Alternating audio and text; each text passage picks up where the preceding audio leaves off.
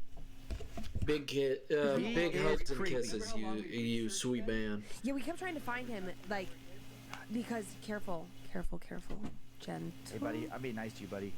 Get But some rest. He had some sort of marking. You sweet prince. Like fun. Get like some. no, like from like the manufacturer. Get some rest. And so Joe and I spent a lot of time trying to figure out where Big he came from. kisses Joe, what from did we me ever to decide? you. Germany, maybe? Yeah, I was waiting to get to the 4-hour kinda- mark to get everything, Now to he get all pulled out his the. insides. I could just, Man, you know what?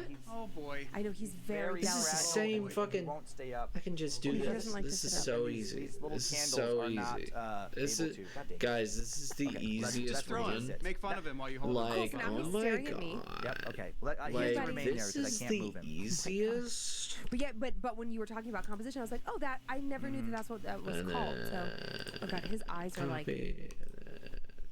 Yeek. oh my god, buddy. So did you get any Oh my sleep? God. Yeah. Once I went to bed, I was so tired. I was okay, Okay. but I was freaked out the whole time I was awake. Okay, so I had several drinks. I get it. I get it. The show makes me drink a lot as well. Yeah. Yeah. Sorry, I just went somewhere in my head. But okay, so we were just in Denver, and we were just by Cherry Creek. So I was having a lot of like, oh my god, oh my god. Thank Because when you. we were Thank like you a so little update much. about me, just like since we're in This this looks space. like when we were in Denver, I was hug board. certain that I saw Yeah. something in the condo that we were staying at. Right. It looks I was like it's gonna really be certain great. there was something there Hug with me. chat. Or Hug. Go I come was here. just a little too Hug board. Big board. Right. Which I think is sort of a thing. Like when I get I a little love bit that. high, because this happened at home this past Just week. hug Yeah. at everybody. I took the tiniest bit, like Yeah. half a microgram, whatever, Right. however it's measured. I mean, the tiniest Base. bit. And then And go it over here. opens up something in me, whether it just allows me to be more imaginative or Yeah. less guarded. But every time I'm high, I'm like, oh, it's here. So maybe it's always there, and that allows me to be open to it, or maybe it's just my imagination getting the best of me. Maybe. What do you think would happen if you? I was gonna say Robert the doll. What do you think would happen if you got Harold? Oh, I don't like that. I don't know. Something creepy. Do you think he killed those And people? then I don't know. I mean, it's one of those things where I don't want to believe it. I'm like, no, Right. come on, It's a doll like can't there kill you somebody. go. But at the same time, after hearing that story, I want that fucking doll near me. Copy. Right. And then No. So part of me is, a little less Face. skeptical, I guess. Do you want to hold my hand crossed? There you or No, I go. got my There. little See, squishy look how St. quick that Michael? Nope. was. I got my squishy guy for the story. Little Nope. squishy skull guy. Baby. Somewhere, somebody sent me a St. Michael baby. charm. Oh, there he is. All right. Perfect. Okay. Okay, you ready to scare me? I am ready to scare you, and I think that Yeah. this story Everybody is gets hugs terrifying. here. Okay. like truly. This is what my Well done. chat is really about. It's a big one. If you were a real Okay. fan, you'd understand. Here we go. This is what First my of all, I want chat's to say I love really the podcast. about. Thank you. Is I'm hugging from Idaho, so I and love the Idaho loving. references. 17 years Yeah. ago, I was a stay-at-home mom taking Oh care yeah, of a you 5-year-old can and a you can 3-year-old. hear We lived how in a tired religious I house, am and my from then the husband way was a I talk pastor to you with a guys. pictorial degree through BBC. You My guys 3-year-old can would just have these nightmares every night. feel how She would tired I wake up, am right now. pointing to the corner in her room where her dollhouse was, screaming, "No, But no, I no!" do want to get this We done. prayed over her and our entire house.